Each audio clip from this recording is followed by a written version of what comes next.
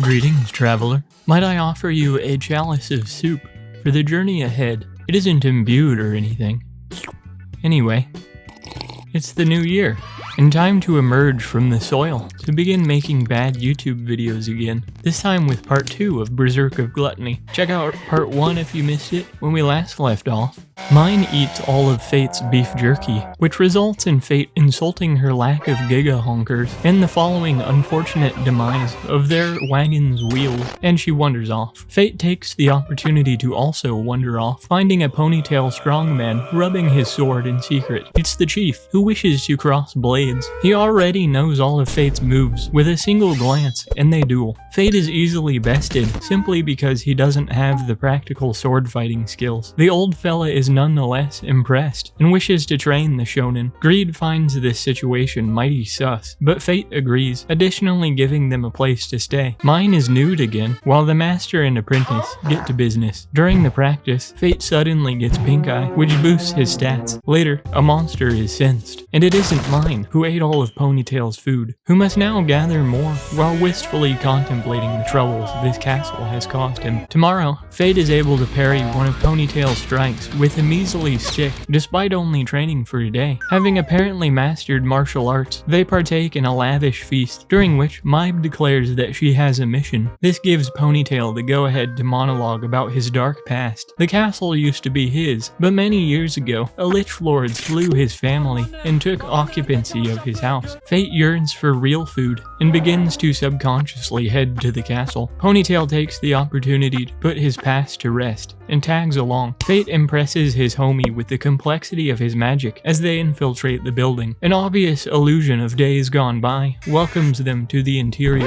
traumatizing the old man and tricking him into letting his guard down. Fate is informed by Greed about the illusion magic. Then Ponytail is attacked by the corpse of his son. It turns out that he wasn't unprepared for this and gets to fighting his dead family, while Fate runs off to find the Lich Lord. And so he does, proceeding to use his newly honed abilities to engage. Ponytail made quick work of his family and has arrived to assist. While reflecting on his past, he uses his ultimate ability to dispel the Lich, but finds his power alone isn't enough. Fate picks up on this and takes his place beside Ponytail with the sun's blade, combining the power of friendship with raw, unadulterated holy night juice. This does the deed. The dead may at last receive proper rest as Ponytail speaks some parting words to the souls of his family, apologizing for all the trouble his actions caused. Happy ending achieved. Fate snipes a little worm that crawled out of the Lich's face, gobbling it up with his gluttony skill and sating his hunger. Ponytail apparently exceeded his level cap by fighting alongside Fate, which is interesting, and they proceed to clean out the rest of the chaff. Later, Mine gets paid for protecting the village and is recognized for having obliterated a roving pack of monsters in the area 50 years ago. Vape is shook. Ponytail continues to speak highly of her skill as a warrior, of which Brine comments that her expertise is unachievable for a human, casually declaring herself to be a phantom who's not allowed to die. Putting that aside, Fate explains his pink eye, but has no need to, as Ponytail already understands what condition he is afflicted with. He requests that once Fate accomplishes his goal, he should return to Ponytail Village for additional lore information. Anyway, this is the Philosopher's Stone, the key to achieving immortality, found by Blue Bobcut off camera. His butler arrives to report the news of his brother's death by the warrior known as Corpse. Here he is. Mine ate all of their jerky again, and immediately falls asleep on Fate, who asks Greed about what her goal is, as if Greed would tell him. Oh look, Roxy is close to Ponytail's domain. She and her homies reflect on the Lich Lord, which resides within the castle. They find that the Lich used to reside there from Ponytail. The legendary swordsman, Blade of Light, Aaron Barbados, who also coincidentally gave Roxy her name. Rocco is curious about the powerful warrior who fought by Lord Aaron's side. However, he swore not to reveal his identity to anyone who was asking. The conversation continues on, with Roxy revealing that her father was delivered to God via dragon, and she has inherited his quest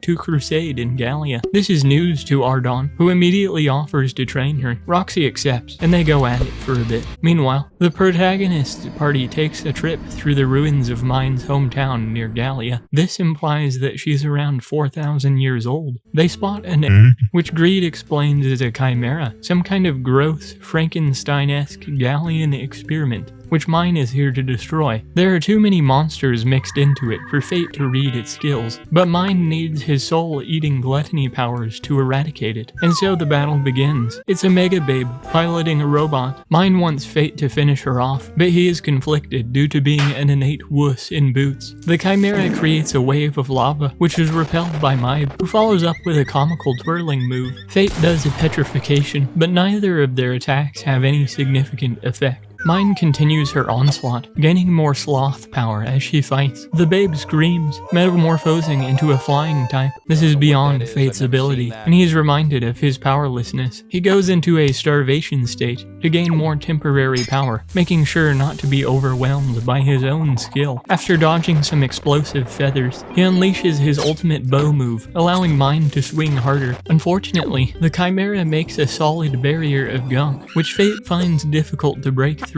Greed tells him exactly how to do it though, and he pierces the carapace, impaling the Chimera with the pointy bit of his scythe. It looks at him directly, which causes Fate to wuss out of his boots, allowing the beast to escape. Ape is reaching his limit, but the fight isn't over yet. Mine insists that she catapult him into the sky with her axe to finish the monster off, and this works. I think. Greed evolves mid-air, which is pretty convenient, but the Chimera traps Fate within its orb and begins to roast itself and him alive. Fate is resolved to take care of business before becoming a scorched gyoza and plants the killing blow, making contact with the babe's soul and witnessing a vision of the past through her memories. She used to be Mine's homie. Fate feels empty still, having just eaten his own kind. Later, Mine apathetically tells him that if someone becomes a Chimera, they must be killed, a testament to her turbulent existence. Fate asks to be slain by her hands should he go berserk, and receives both a hug and a reassuring agreement. I guess it's time to part ways now. Mine wishes to build some kind of village for her people, and Fate continues on his quest to indirectly help Roxy. He also unlocked a shield sometime during this exchange, and now has to build his skills back up. They part ways after this panning shot. Then Fate arrives in Babylon, the last line of defense between the kingdom and Gallia. Greed reflects on being indestructible and witnessing the deaths of many mortals in his time. Anyway, inside the city, meat is expensive, and Babylon welcomes its new lord with a parade of holy knights. It's Lady Roxy. Fate senses some other sinister presence, who is outwardly keen on assassinating his girl. This guy apologizes for being present when Roxy's father was murked by the dragon, but she forgives him, once again stating that she wishes to follow in her dad's footsteps. Probably not so much that she gets eaten by a big lizard though, just making that clear. They touch hands. Romance. Meanwhile, Fate laments the absurd prices this town boasts when Greed spots the most horrendously gaudy scabbard on the market. This freak notices, then nerds out about the scorch marks on Fate's cloak, giving Greed more confidence in the blacksmith's ability. Said blacksmith puts a price on a custom sheath. However, $500 is too much for Pete, and he flees. Later, the pair decide to build up a war chest to refurbish Fate's garb and get going into the depths of Gallia. The air is a deadly poison, and a stampede of armed goobers appears upon the horizon. Fate's prey is poached by the competition, but now is a good chance to show off. More goobers. Their arrows are repelled by Greed's new shield form as Gate charges onward, exploding the squadron with sheer blunt force, after which he reflects on not receiving sudden pink eye for once, figuring that Aaron's training probably helped with his control over gluttony. At the guild, Fate accidentally flexes with his sacks of ears, causing some hooligans to get uppity. They are instantly annihilated for their hubris, and cash money is obtained. Suddenly, Roxy emerges to inquire about the rampant violence. After sorting things out, she apologizes, as usual, about the unruliness of Babylon, blaming herself for its degradation to lawlessness. She goes ahead and forgives the ruffians while Fate zones out. Miria aggressively tries to take his mask off, but is stopped. Mr. Corpse introduces himself, then Roxy pokes fun at his tatty fit, which causes Fate to flee from embarrassment. Later, he sulks through the streets, then is approached by his enthusiastic blacksmith homie, who heard about Fate's exploits and wishes to craft him a complimentary suit of armor to promote his craftsmanship. They team up, and Fate suits up, making sure to schizophrenically tell Greed to shut up in the process. Next on the to-do list is food, and this pub is bustling. A mega babe breasts into the forefront, explaining the hubbub with her presence. Fate is instantly alert, but something is off. She walks over to him, plainly stating that she's been expecting him, and that they're two of a kind. Another deadly sin user, heiress of lust. Later, they toast to their meeting, while Fate is struck with her uncontrollably sexy aura. Aegis has been observing Fate since the beginning, and wanted to make contact, but decided to wait until he was more developed. Fate questions her relationship with Mine. Eris is a second-generation deadly sin person thing, whereas Mine is a first-generation, and they don't really get along due to their difference in bust size. She congratulates him on defeating the Chimera as well, commenting on how there are several others out there still, which should be closer to Gallia's capital, rather than out on the perimeter. Anyway, to the real business. Eris is a guardian of the kingdom, working relentlessly towards the absolute benefit of their country. Roxy Hart. Fate is shook. She's going to die in Gallia. Fate is enraged. Eris explains the concept of monster aggression. When a beast dies, their anger remains, which can spawn crowned beasts. The same rings true amongst humans, meaning that essentially, the hate born from people's dissatisfaction of the Holy Knights has the potential to spawn a superhuman. Eris wants to use Roxy as the catalyst and homunculus for the birth of this being. Fate, of course, doesn't approve, losing his composure and stomping off. Unfortunately, Eris has already laid the plans for Roxy's death. Fate remains determined to protect her though. The Holy Knights have lost contact with a forward regiment near a place called the Great Ravine. Meanwhile, Fate needs a magic crystal as a reagent to craft Greed's swanky scabbard, and gets the quest to go get one. Coincidentally, this is also near the same ravine. Fate explodes these wieners while Lady Roxy is lost. Miria curses the sky for being cloudy, while Roxy determines their approximate location based on the population density of orcs in the area. Fate has a weird dream about the Chimera lady, who dips him in a sea of corpses. They suck him under the swell of blood, but he awakens. Monsters are nearby, crowned beasts at that. Dinosaurs, which are being controlled by something. Anyway, the Holy Knights are also attacked by a similar pack of lizards, and their camp is sent into disarray. Miria fights fire with fire, and fails. Fortunately, Corpse is here to save the day, slaying the remaining beasts with ease. He is thanked for possibly saving the lives of many of the soldiers serving under Roxy. Mugen is also thankful. Miria is reluctant though. They discuss the strange emblems adorning the salamanders, and reflect on the evidence that they were targeting Roxy specifically. The warriors make it to the Great Ravine, and Roxy attempts to thank Corpse again for saving them. Fate is unsure about taking her hand, for fear of the non-consensual telepathy. However, Mildew steals the grasp and goes on an impassioned tirade of jealousy. Sometime later, Fate stumbles across a graveyard of petrified monsters while looking for his crystal, stealing a glance at Eris, who was probably controlling those lizards from earlier. Suddenly, a chimera, a prototype with no core, likely uncovered due to a recent landslide. Looks like 3 or 4 managed to wake up though. An explosion from the east, in Ricky's direction. Miria and Mugen are exploded by the awakened chimeras, but Corpse shows up just in time to distract the enemy. Their regeneration appears to be weaker than the one Fate fought with Mine, and he informs Roxy about their opponents. They get to slam and engage in teamwork to bring one of them down. It's kind of romantic. One remains. It jumps 1,000,000 feet into the air, causing a sinkhole to appear upon landing. Roxy and Fate fall into the resulting chasm and prepare for impact. Fate awakens sometime later, maskless and afraid. After sorting that out, they discuss the chimeras and the resulting annihilation of the squadron Roxy was out to rescue. She proceeds to tease him about the violence his Gallian companion wrought. However, Corpse seems so much like Fate that Roxy feels almost as if she is with him right now. She questions whether her Fae is content, but suddenly his pink eye begins to act up, resulting in Fate unconsciously locating the remaining chimera. He goes absolutely nuts on it while envisioning Roxy's face, then curses Eris for her dastardly tactics. A chamber of magical crystals reveals itself in fortuitous fashion, and Roxy reunites with her troop. Later, another masked freak is patrolling these mean streets. Back at Babylon, Fate is challenged to a duel for various cases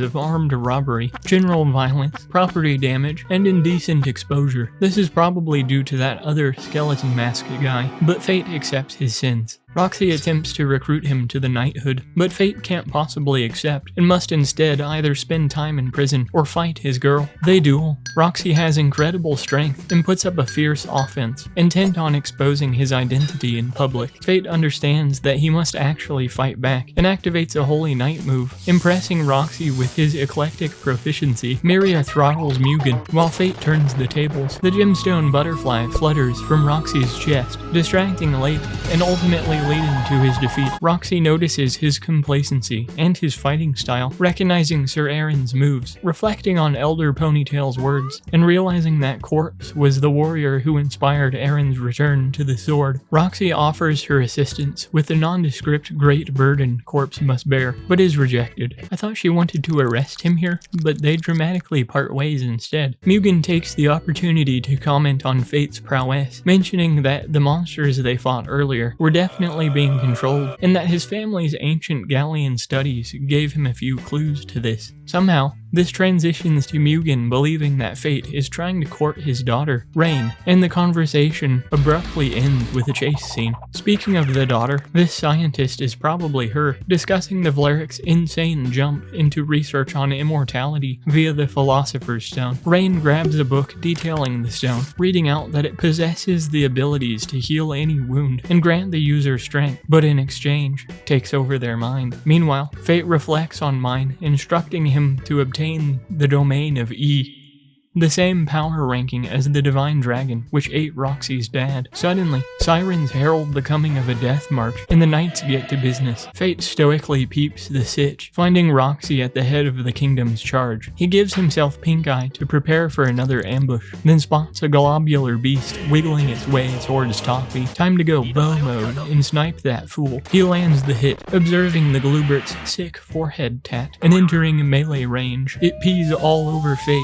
but this does nothing to greed shield form, and he follows up by unleashing a magic flame arrow, which misses completely. Slimer has split, becoming much smaller and agile than before, and stunning Fate with its clever tactic. A few baby glooplets get annihilated as the main goob makes a break for Epoxy. Fate anticipates its moves and activates another bold range attack, prepared to finish things off. Gluttony devours a soul, but the beast remains existent. Its Skull Lord, who Fate believes is Eris. Greed recognizes the black gun sword, Envy, which seems to have activated the slime's latent power with its bullets. An enemy with unlimited self-replication is a hard counter to Fate's skill, so he decides the best option is to be eaten whole. This works somehow, and he attacks definitely not the blonde Holy Knight from earlier, who resides within the domain of E, and cannot be harmed by an inferior being. A few seconds later, Fate is gunned down and goes full gluttony mode, entering the domain of E.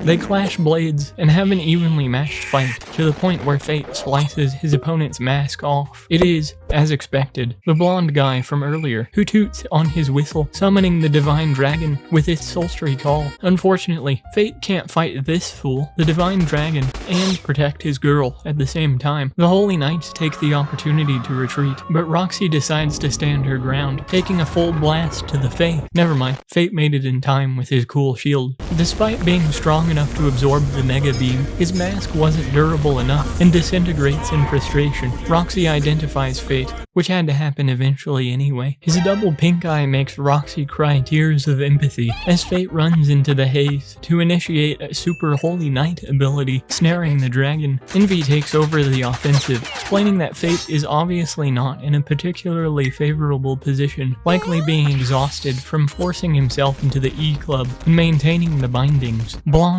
dances around Fate, determining that there is a range limit on the sealing spell, causing him to panic, swing wide, and lose his arm. Fortunately, Fate had learned illusion magic at some point and teleports behind his foe, running him through at the cost of his limb. The battle is over, and Fate is suddenly whisked into his spirit animal's vacuous liminal space. She introduces herself as Luna and thanks him for killing her. Luna was holding Gluttony back the whole time, but after Bait gobbled up Envy, she could no longer contain its veracity. Should Fate devour the Divine Dragon, Gluttony will surely, in turn, devour him. Greed shows up out of nowhere in human form, saving him from the psychological collapse. Fate thanks Luna, but states that the Divine Dragon must go, even if it means his demise, and he returns to reality.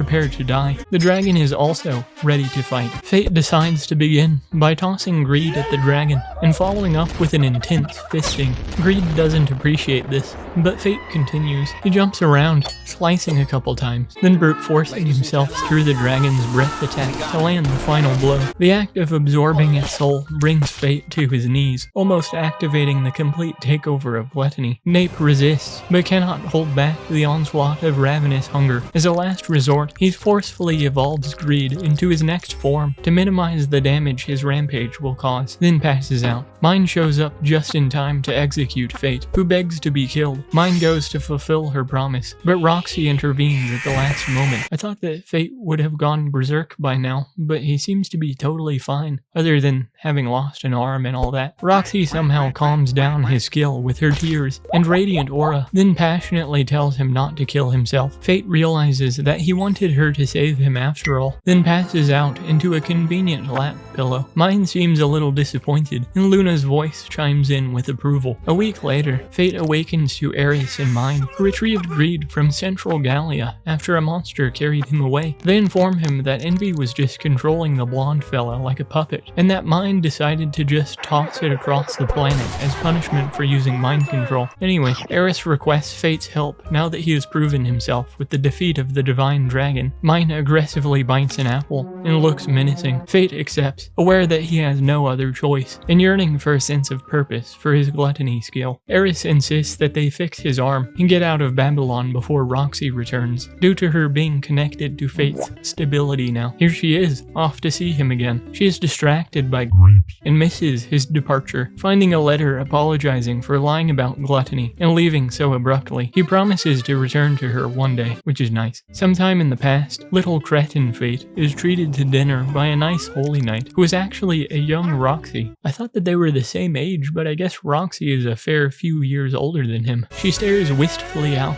into the darkness. The Valerics find out about the whole corpse is Fate situation, and Bobcut is actually extremely elated by this result, cackling to himself by the gleam of a twinkle emanating from the Philosopher's Stone. Somewhere in a field, Fate uses Greed's secret art of the 4th level, Twilight Healing, to completely regenerate his lost arm, and the Deadly Sin users decide to rendezvous back at the capital. Roxy goes back there too, but Fate takes a detour to grind some more. And that's the end of Season 1 of Berserk of Gluttony. Hey, thanks for watching. If you enjoyed the series, like, comment, subscribe, and all that. The story on this one was pretty good, but the moment-to-moment interactions were a little bit rushed, I think. The source material might be more coherent than the anime, but I don't know how to read. Anyway, I have a Patreon if you want to ensure that I keep making these videos, or just want to give me money to feed myself. That'd be cool. That's it. Bye.